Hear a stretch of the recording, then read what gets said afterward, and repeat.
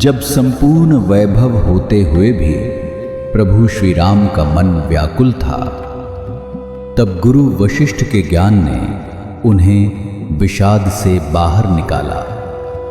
सुनिए बकुल जी की वाणी में। जय श्री राम। स्वागत है सभी का। तो कल हमने देखा कि वाल्मीकि जी ने बताया कि वशिष्ठ गुरु और प्रभु श्री राम के बीच के संवाद में राम अभी तक तीव्र बुद्धि वाले यानी कि ज्ञानी नहीं हुए हैं, तो उनके आगे ज्ञान नहीं खोलना चाहिए, यहाँ तक उन्होंने अपना एक स्टेटमेंट दे दिया।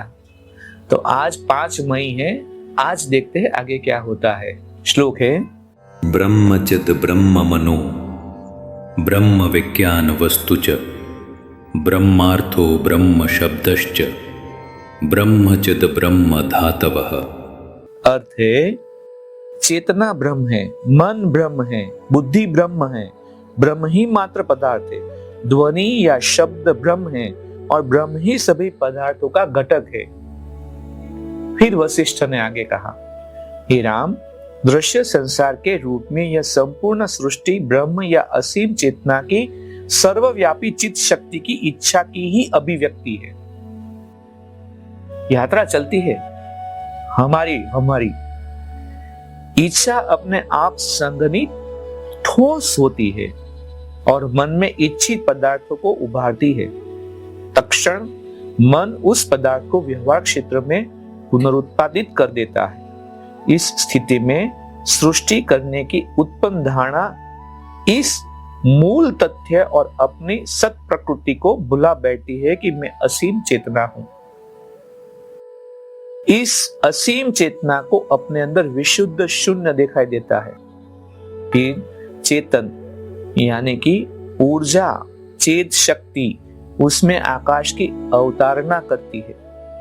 इसके बाद उस चित शक्ति में एक से अनेक होने की इच्छा प्रकट होती है। तब इसी इच्छा को परिजनों और सहायकों के सहित सृष्टिकर्ता ब्रह्मा कहते हैं। इस प्रकार असीम चेतना के आकाश में सभी 14 लोक अवतरित होते हैं। इनमें अगणित प्रकार के जीव भी है। कुछ अज्ञान रूपी घोर अंधकार में डूबे हैं, कुछ आत्मज्ञान प्राप्त करने के समीप है और कुछ आत्मज्ञान प्राप्त कर चुके हैं। हे राम, इस संसार में मात्र मनुष्य ही ऐसे प्राणी है जिन्हें सत्य की प्रकृति की शिक्षा दी जा सकती है। इन मनुष्यों में भी बहुतरे ऐसे हैं जो दुख और भ्रम तथा घृणा और भय से ग्रस्त है। इस संबंध में विस्तार से अब मैं आगे चर्चा करूंगा। यह सृष्टि किसने रची और कैसे रची गई, यह सारा विवरण शास्त्रों की रचना तथा विस्तार की दृष्टि से ही हुआ है, न कि सत्य पर आधारित है। असीम चेतना या ब्रह्मांडीय पुरुष में जो विकार होते हैं वह वस्तुतः परमात्मा में नहीं होते। हाँ, ऐसी प्रतीति अवश्य होती है, सिवा असीम चेतना के और कुछ है भी नहीं, यहाँ तक कि कल्पना में भी और कुछ नहीं। उसके संबंध में पुरुष का यह सोचना कि वह सृष्टि करता है और ब्रह्मांड सृष्टि है, ये गलत बात है। जब एक दीपक से दूसरा दीपक जलाया जाता है तब कर्ता और जीव का कोई विचार नहीं होता। अग्नि एक ही है, सृष्टि मात्र एक शब्द है, उसके अनुरूप कोई वास्तविक सत्ता नहीं है। चेतना ब्रह्म है, मन ब्रह्म है, बुद्धि ब्रह्म है, ब्रह्म ही मात्र पदार्थ है, ध्वनि या शब्द ब्रह्म है और ब्रह्म ही सभी पदार्थों का घटक है। सब कुछ ब्रह्म ही है, वस्तुतः संसार है ही नहीं। जैसे ही धूल झाड़ जाती है, असली पदार्थ प्रकट हो जाता है।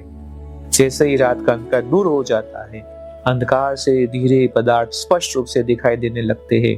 इसी प्रकार जब अज्ञान छट जाता है, सत्य की अनुभूति होती है और हमारी खुद की यात्रा ये शुरू हुई और कैसे आगे बढ़ती है ये बताते हैं। इसी के साथ आज हम यहाँ विराम लेते हैं, देखते कल क्या होता है। तब तक के लिए जय श्री राम। इस ज्ञान यात्रा में हमारे साथ बने रहने के लिए चैनल को सब्सक्राइब करें और बेल आइकॉन दबाएं।